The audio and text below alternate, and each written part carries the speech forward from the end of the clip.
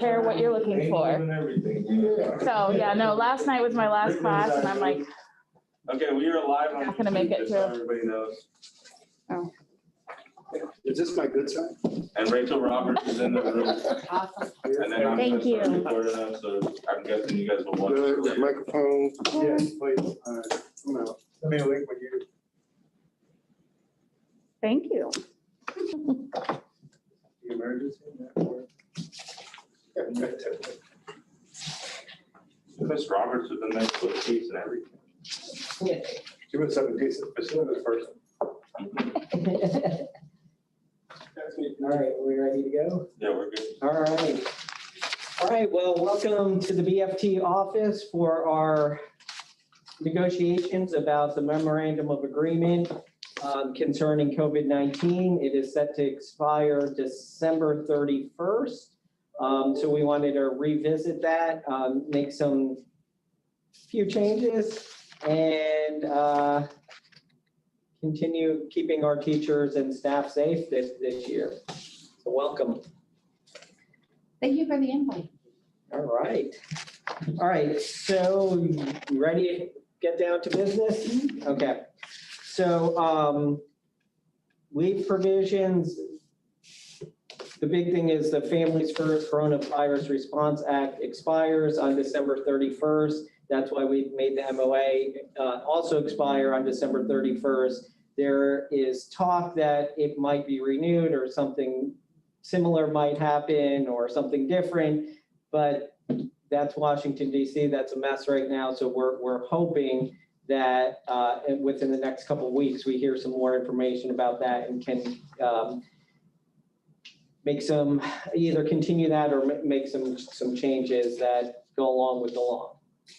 Yes, and I will say I understand the concern about the paychecks in January for anyone who may be returning.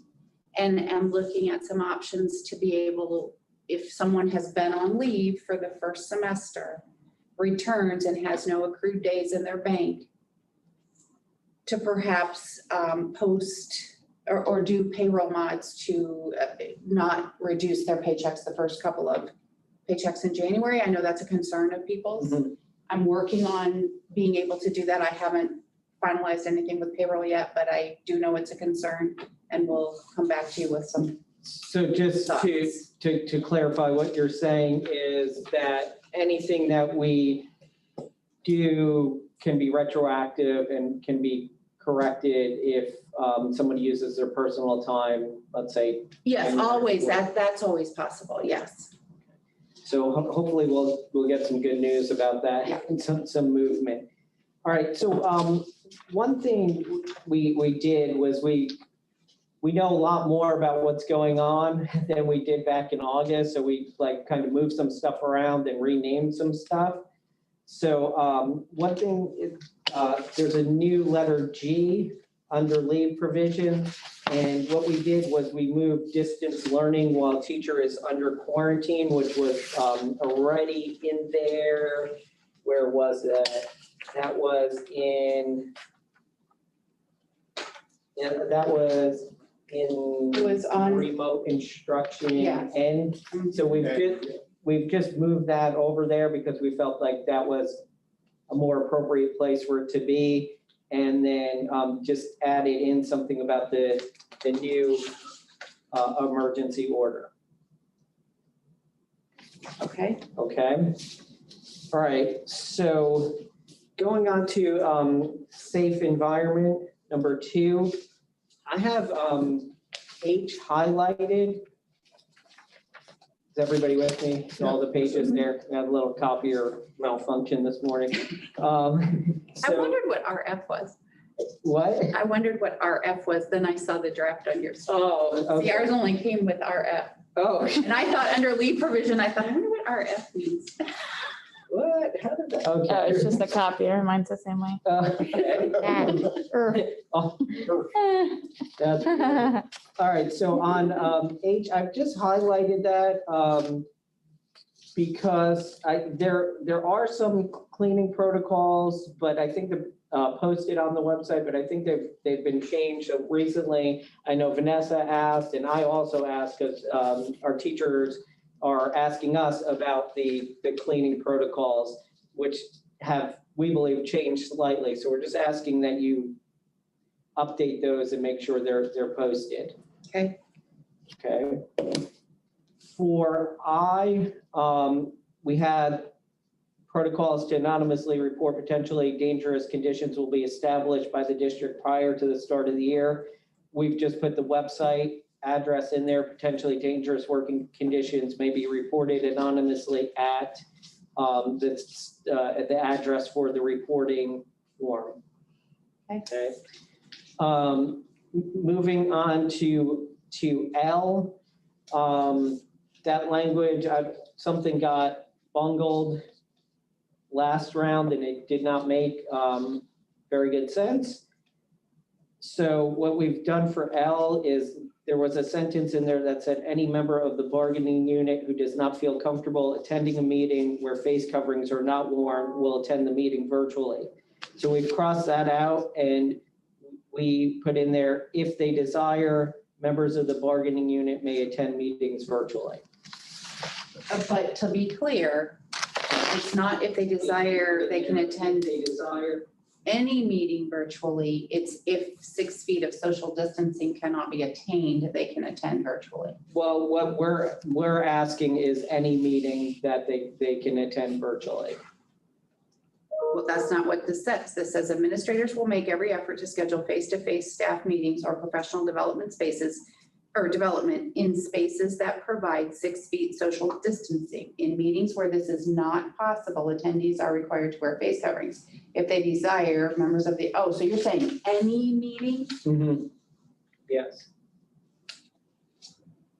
So what we're basically saying is that there is a virtual option for any, for those that are going to be there, the principals are going to try to space them out 6 feet. If they can't, they're wearing masks.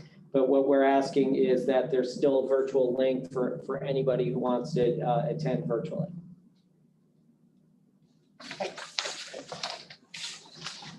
All right.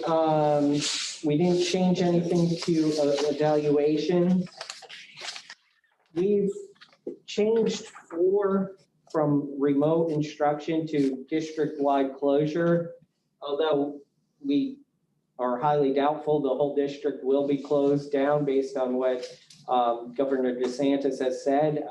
We figure let's just leave this in here just in case. But this would be more about something that happened last spring. So we're just we've changed that, and like I said, I don't think that's going to happen, but it's kind of in there already, so let's leave it just in case that circumstance happens. We do have one slight change for 4K. Students who do not follow the Brevard Public Schools Code of Conduct, it had said may be subject to discipline. We'd like that to say will be subject to discipline. And also students that record a member of the bargaining unit without his or her knowledge or permission, it said may, we want that to say will be subject to discipline. We just feel that our e-learners need to be held to the same standards as our brick and mortar students. And if they are not following the rules, they will be subject to discipline. We're not asking that there's a change in the discipline plan, but kind of the may makes it feel like, well, we may discipline them, we may not. Well, we want them to go through the process of the discipline plan, whatever is appropriate. Okay, then N we crossed off because we moved to the leave section.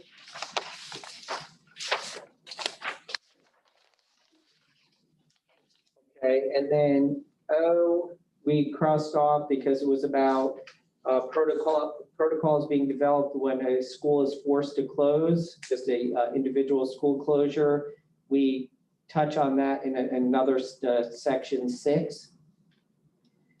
Then so we crossed that O off, P became O, and we changed that to all applicable provisions in e-learning, which is 5, should apply in district-wide closure. You know, so that's things like,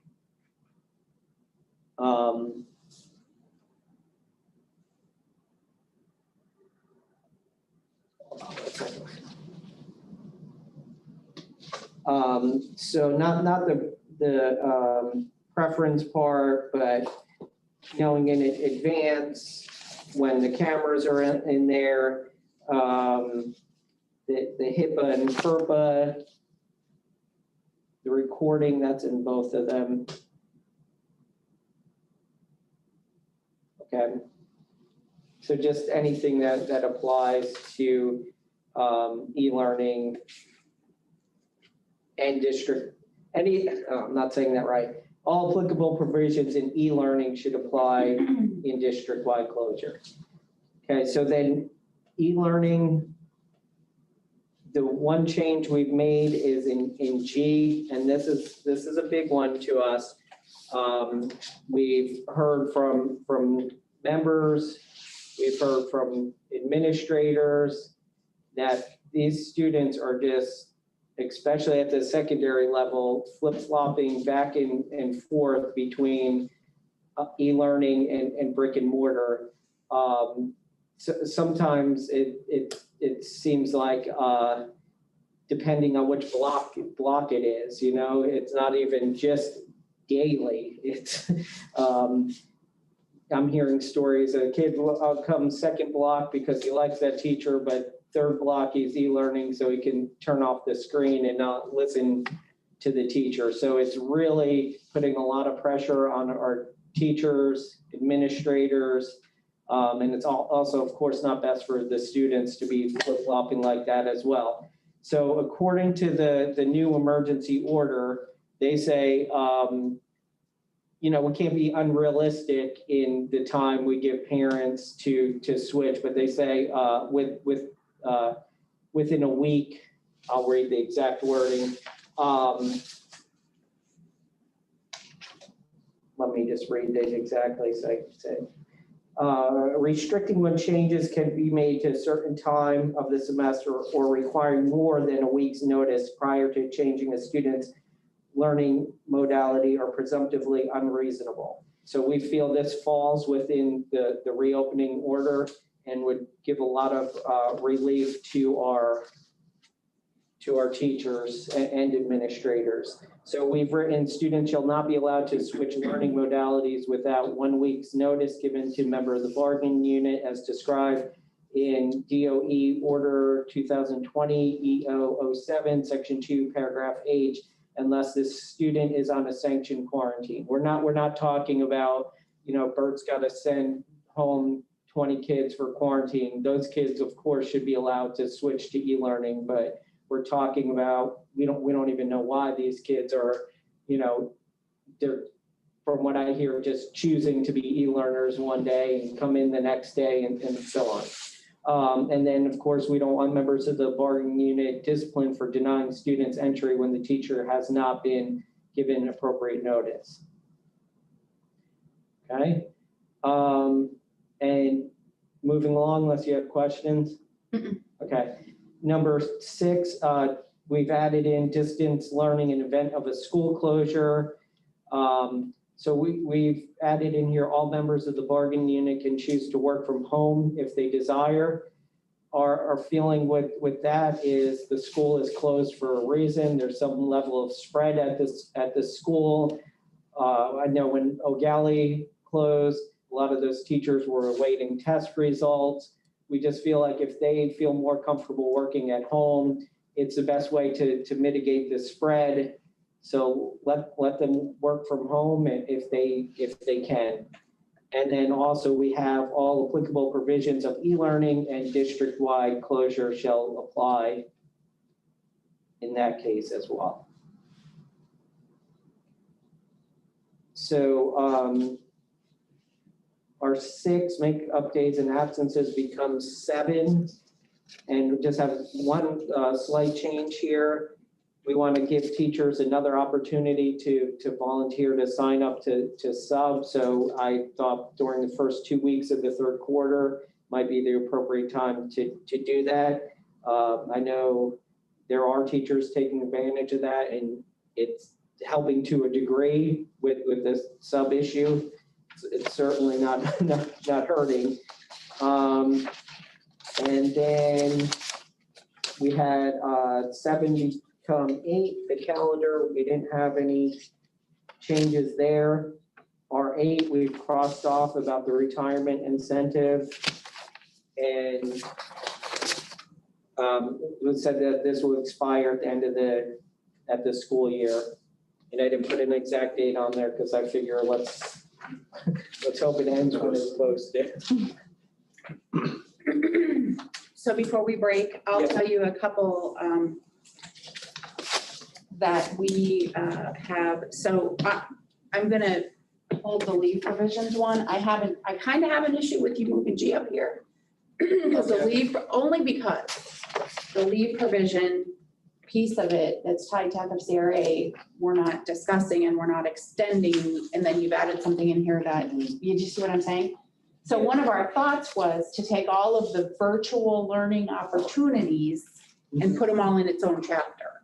Okay, That was just a thought and a So way to where- get the G out of the leave. where would the G go? Well, we would have a clause that said virtual learning opportunities, and we would have the remote, we would have the distance learning while under quarantine, we would have e-learning. All of those virtual learning options, maybe Okay. options rather than opportunities, would be covered under one total heading. It's just a Okay. thought. I'm Yeah. not hung up on, I'm not hung up on the document itself, like where it falls out, the chapter and the pagination and all that, but it was a thought. So But the- virtual learning options and then list them all under there. And I mean, I'd be open for discussion about that too. But are you saying, because the distance learning while under quarantine, I guess that was tied to the FFCRA.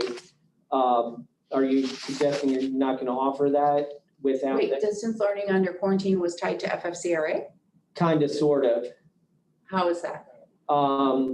It said something like, if it is possible to work while under quarantine, they would have the ability to do so.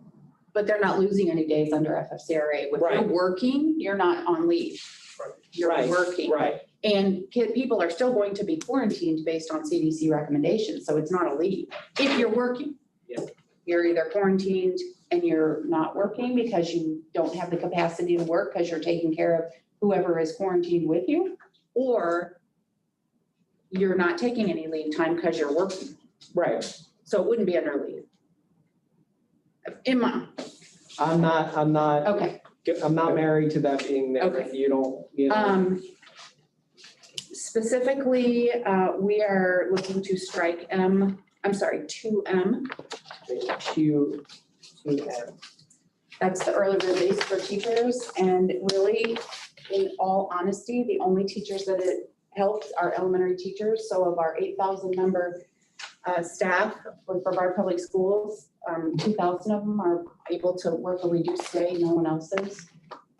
So the elementary principals need their teachers in the building throughout the day for all the work that hasn't been getting done the first part of the grading period, the lack of opportunity for elementary principals to meet with people. So we're interested in striking that. So I had heard that might have been a concern, and I am told I hadn't heard that from any principals whatsoever. So I reached out to BASA to try to get some feedback, and this is mine. I literally got like 2 responses. One was they were completely fine with it, and there was one person who was concerned. I think the one person that was concerned didn't even realize that this was currently in the MOA. So I'm not. Well, I shared the MOA with Leading and Learning, both secondary and elementary, and the one thing that came back from elementary with Ms. Klein and all of her directors was elementary teachers need to work their full day. Yeah, I'm gonna second that. I'm on Zoom. You probably can't hear me. No, we can hear you. And I'm wearing a mask. We can hear you, Rachel. But Anthony, I met with a group of elementary principals. We meet regularly, and I asked them, knowing that we would be coming to have this discussion. And every one of the principals is feeling like that's not really been beneficial. I know the original intent was to get custodians in to clean. We're doing really well on the cleaning department, but what we're not seeing is our teachers at their full best preparation. And that last half hour or 15 minutes, depending on how they choose to schedule their day, is that prep.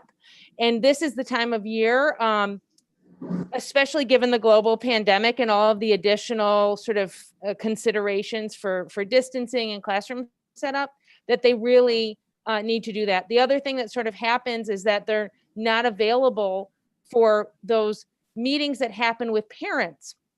And so much of what we need to do involves a close partnership. You guys know, you've been in the classroom, and that is probably the biggest thing.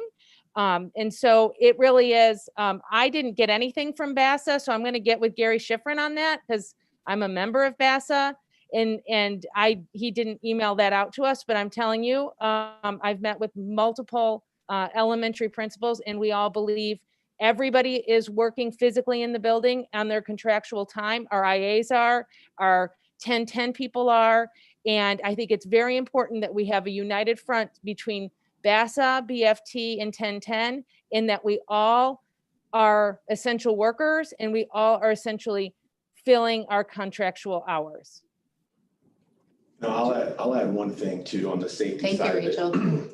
Is I've had a couple of instances where I needed to contact trace at the end of the day. And I have seating charts and I have those things, but putting face to face with that teacher and making sure there was nothing that happened in the classroom, like that was kind of haphazard, where there could have been an exposure that I needed to then make them phone calls so those kids didn't come to campus the next day. That's the only, I mean, again, Rockville teachers are amazing, right? They're working their day, but I have encountered that a couple of times where they, cut out at 3:30 and now I'm trying to run them down on the phone. What happened in your third block? I got this kid who might, you know what I'm saying? So that's my only concern, is having that extra 15 or 30 to meet with them and talk to them about that safety concern that I may need to implement for the next day. So that's the part that I've hit so far this year. No, and I think what you're saying is respectful, but I think the argument that teachers aren't working their contract day is garbage. And I'm just gonna put that out there because I know as an elementary teacher, when I was working at 10 o'clock at night, nobody at the district offered to pay me extra. So I'm sorry, I didn't want to go there, but Well, I understand that, but just the thought that that's where we're gonna go. I know that teachers, on the weekend are working their time, and I completely understand what you're saying. But the thought that teachers aren't doing their job because they left 15 minutes early, I mean, we're professionals. Like, I don't think that's what this is about. Clearly, but we have a 8,000 member strong workforce. And the only people allowed for this condition are elementary teachers who have that hour at the end of the well, I day. think secondary teachers have. Well, I think that the point is, because I said this too when we negotiated, in all fairness, that this is more helpful for elementary than it is for secondary, because secondary does their bulk of the day in the morning. And in the afternoon, it's 15, maybe 30 minutes. My Maybe. teachers already leave, like literally their time is 5 minutes after the kids Right. are off campus. Well, and I mean, go back to, first of all, I didn't want to throw Gary Schifrin under the bus. So Rachel, I think he sent that to the board of directors, the email where he sent that. Which is 3. No, it's not. 3 people. You have to send a text. Yes, but go on. It's gonna be very quick. I'll wait. I told Anthony my alarm was gonna go off at 9:30 and I was gonna have to send a text really quickly. One more, I want you guys to think about this, and I'm sure we're gonna break and caucus about the students switching modalities. Yes. I'll tell you, and I don't want to speak for Mira, but I'm in favor of that in practice. In theory, it is killing my teachers as well. The trouble that I've had is delineating the flip-flopping with some other legitimate practical need for a switch in the moment, right? Like a kid that's maybe struggling a bit that needs to come in and see his teacher face-to-face because they have a test coming up or something like that. Or even maybe not necessarily a quarantine situation, but a brick and mortar learner that does need to stay home for some other reason. And I've encouraged my teachers to allow that kid into those rooms because, he's got an opportunity to still learn, whereas in the past he would have missed that learning, then had to make it up, maybe got behind. So again, I am like in full support of it in theory because I see what it's doing. But what I've had trouble doing is delineating the kids who are abusing it and going to the beach or going back and forth or anything like that versus still giving my kids that have chose to e-learn but have that immediate need to come in and sit face-to-face with a teacher or maybe even their ESE support facilitator to get some services in person, or likewise a family situation that's dictated like this kid needs to stay home because the little brother's home and I'm going to stay home and still engage in my learning even though it's not my mode. So I'm with you, but that's what I've been wrestling with and denying it. Nope, you can't come in here until you give me this document or give me this food notice.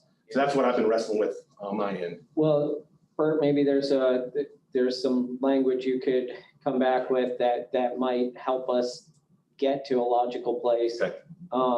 And I was gonna just say about the elementary teachers who are able to take advantage of this. I mean, I'm assuming best intentions. I don't think you guys were saying that they're not, working enough. But part of the idea, in addition to the cleaning, was that it would help mitigate because we wouldn't have people congregating as much. And unfortunately, there are still people congregating. And those folks that are taking this seriously, they are the ones who are taking advantage of this and getting out of that building as soon as possible. So they're not forced to be in a bad situation. So I don't know, maybe with that, there's a compromise to be had. There's some way we could come up I with don't know something. how to do that. I can tell you that we have some people, I'm going to use our office as an example. And we have people that block off their office space and put signs up that says, don't enter. I sanitize twice a day. Don't come in my I office. like that idea. I mean, it's serious. Why you looking, whoa, If whoa, the whoa. teacher doesn't want someone in her classroom at the end of the day, or his classroom at the end of the day, a teacher needs to put a sign up that says, I'm in here working, please don't come in. I used to turn my lights off and cover all my. Pretend like you were Lock the door. And I'm like, So Dr.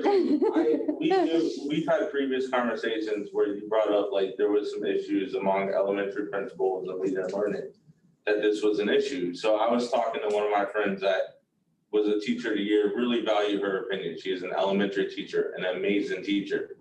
I think she would never be one of those teachers that left the building early.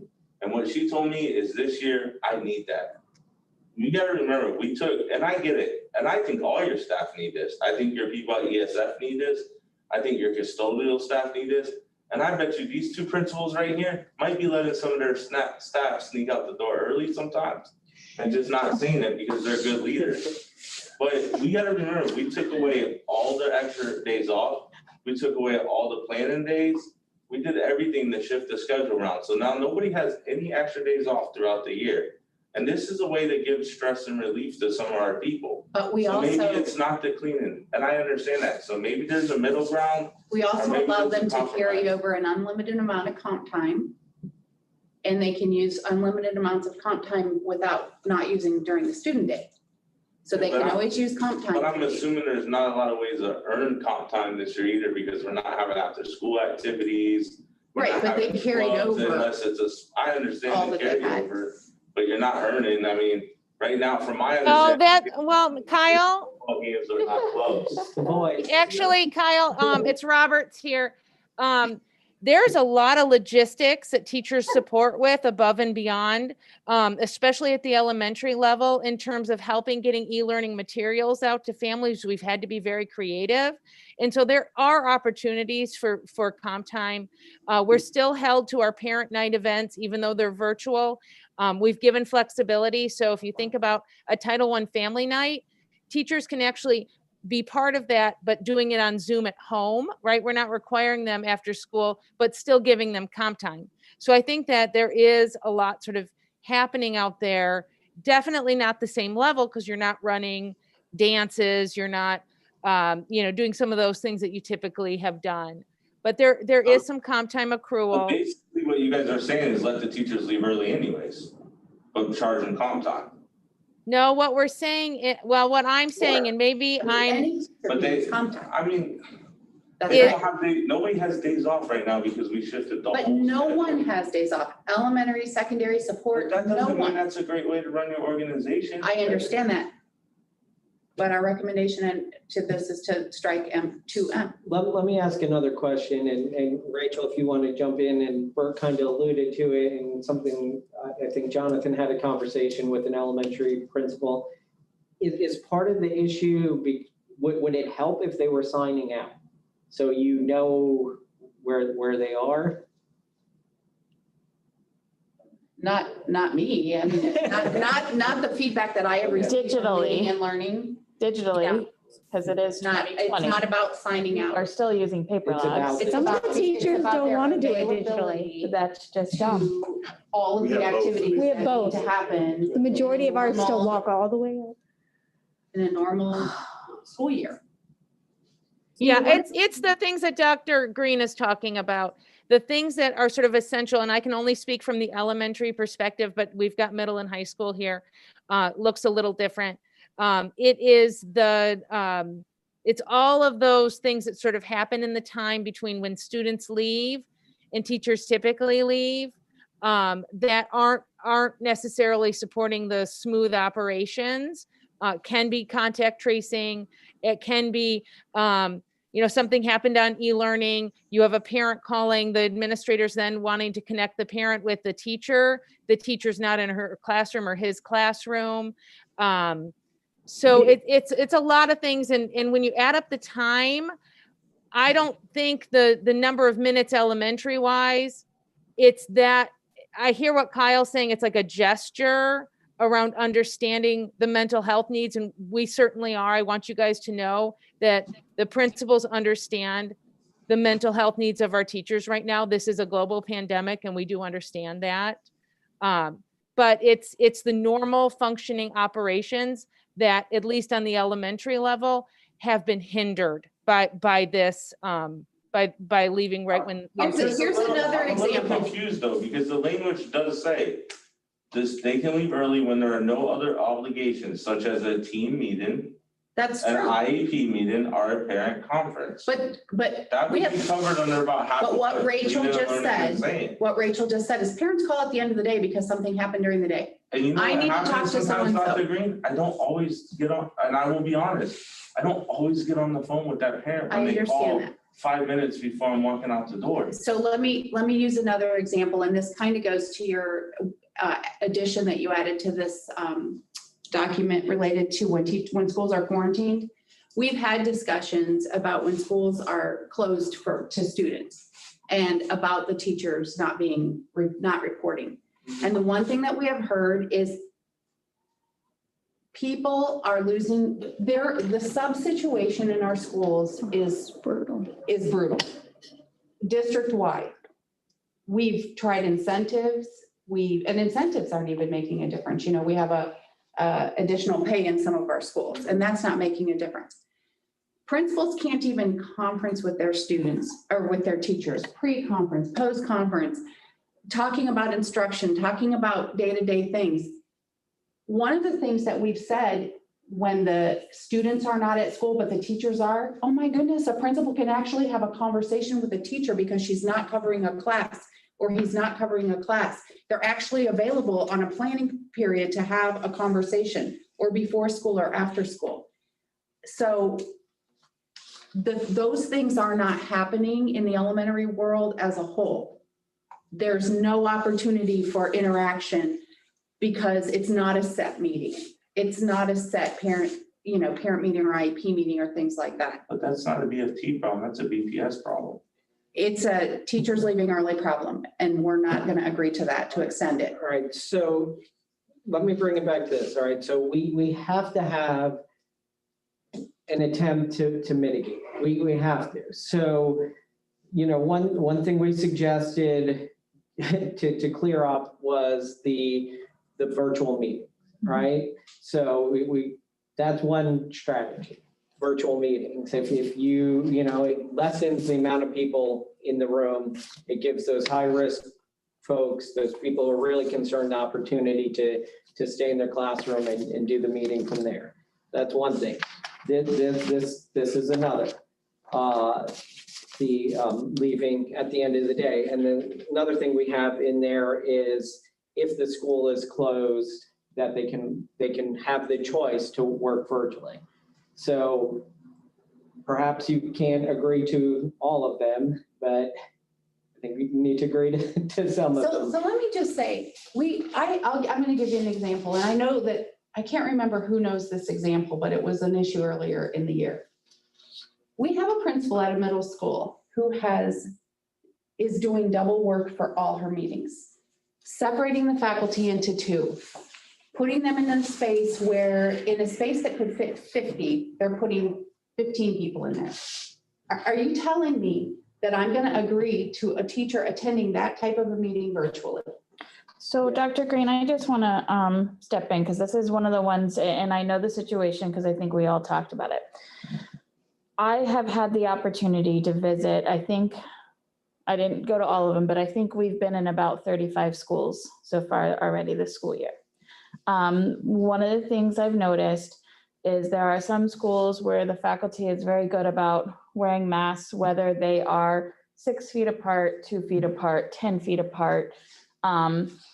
This whole pandemic has been just politicized. So it's like one side versus the other. And when we can provide teachers an option to feel safer, whether they're in a room with 50 people or they're in a room with 10 people, especially at the secondary level, we as a district have not given options to work virtually. We have not given teachers who are high risk, who are susceptible to this disease, options at all, really, at the secondary level. And if this is one way to keep them feeling safe, I think we need to do it. I've been in schools where I've had teachers pull their mask off, standing 3 feet away from me, and yell that they don't think they should have to be wearing masks. It's one of the reasons why I will not go anywhere without one of these masks now. And so for teachers who may have colleagues, and I think, I've emailed you about several different schools, for teachers who may have colleagues that think that it's okay to take their mask off, and maybe they're not thinking and they walk through the doorway as somebody else with their mask off and somebody has it on. Unfortunately, there has been some, I'm going to call it disappointing adult behavior. And so for the teachers who want to keep them safe, who want to keep their loved ones safe and don't want to bring this home to their loved ones, I think we need to have more virtual options. We are basically demanding that our teachers have virtual options for parents, that they have virtual options for students. Every single teacher at the secondary level is hybrid, but yet we're resistant to giving options to teachers.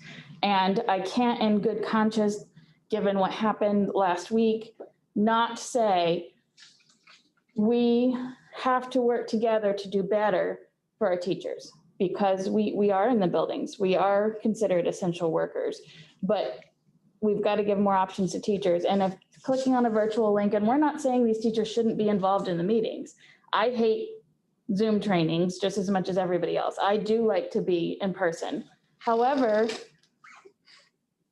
if a teacher really, wants to do the Zoom, there's no reason why they can't do the Zoom. You can be just as interactive with Zoom as you can be in person. And like I've said, some, administrators, I think there was one at the beginning of the year who said he didn't want to do it because he didn't know how to do it. But a lot of our teachers didn't know how to do it either. But they figured it out, because 10 days later they had kids in front of them on the screen and kids in front of them in the classroom. So I think it's incumbent upon us to do what we can to keep people safe. And this a virtual link for a meeting is an easy way.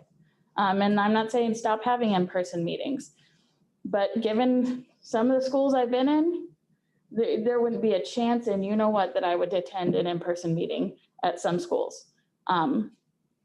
Just because. But that's different than what you're saying in the language. No, I don't think it is. Like if you are having a meeting, Go back to you're in a cafeteria that 50 people can socially distance and there's 10 people in there. Right, and there's somebody who doesn't believe in masks, who takes it off, who's yelling, spitting, because they're talking and stuff's coming out of their mouths. We know, depending on what building you work in this district, that the ventilation isn't up to code. We know this is an airborne virus.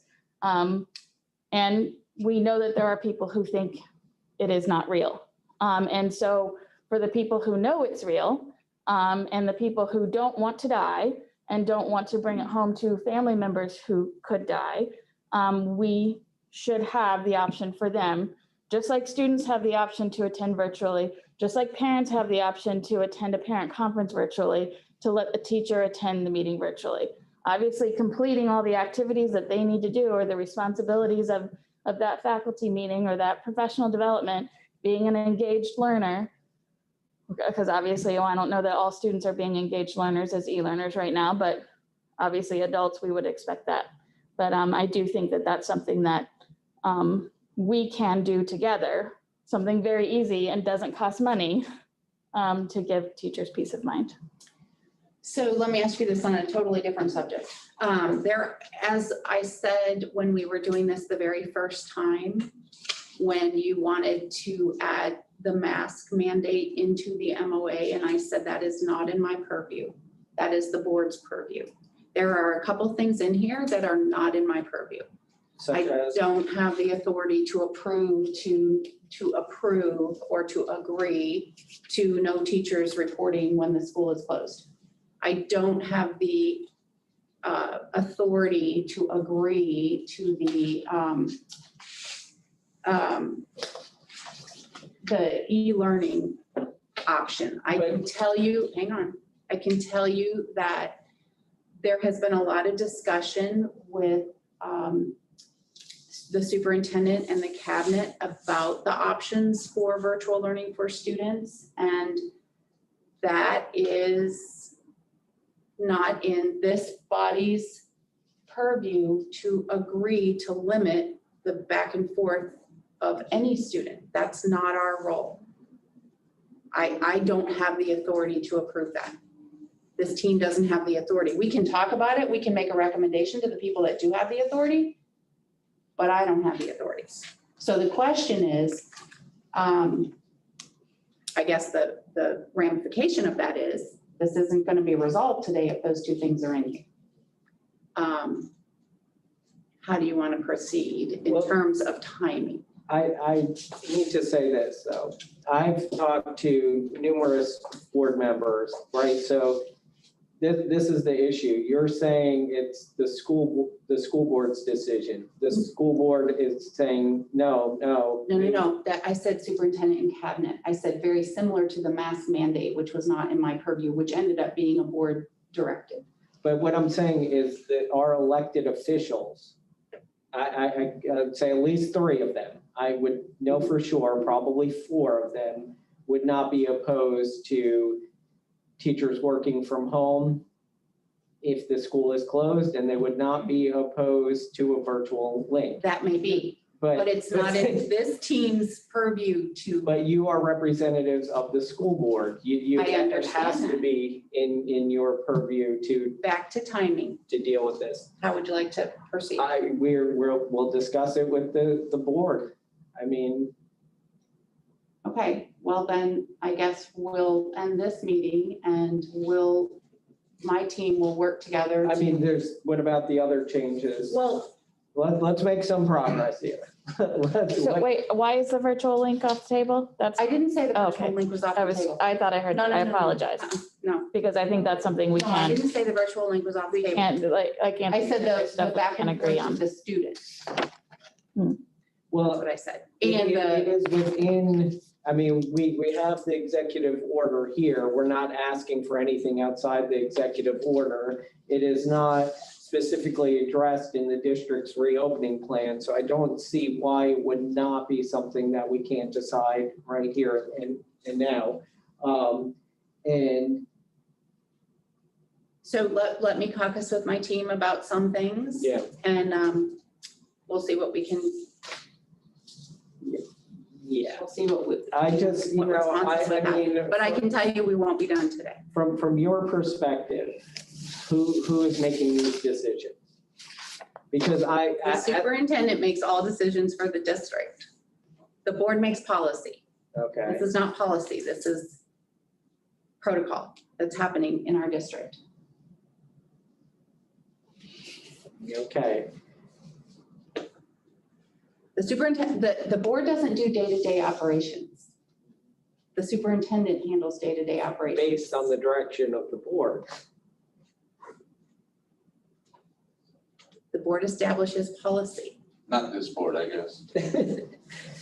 Well, I just, I feel like it's passing the buck, that nobody wants to take ownership, because I'll be frank, when I talk to the superintendent, he's all about being precautious. The school board members, at least 4 of them, are all about every precaution. I mean, we have one school board member that doesn't even want to come to the school board meetings because she feels like it's a threat. I talk to the principals, they want to, but then I think. All I'm asking for is how do you want to proceed I after think there are today? 2 people that are hiding behind you, hiding behind other folks that are pulling strings, and they need to step forward. I'm not sure And what they you, need to- I'm talking about our leading and learning folks need to be involved in this conversation, and they need to be courageous enough to say what they're feeling to their teachers and principals. And I think now that So we I- know what you're asking, we can then take it. Exactly. And have that conversation with them. exactly. Because nobody's hiding around anything. Well, Again, I ran all of this expected by leading and learning, and they gave their, Yeah. they are very content with what's here, with the exception of that one clause. They They're understand. very content with putting you out to No, do the dirty work. It's my job, but that's not their intent. Uh, Okay, give us a few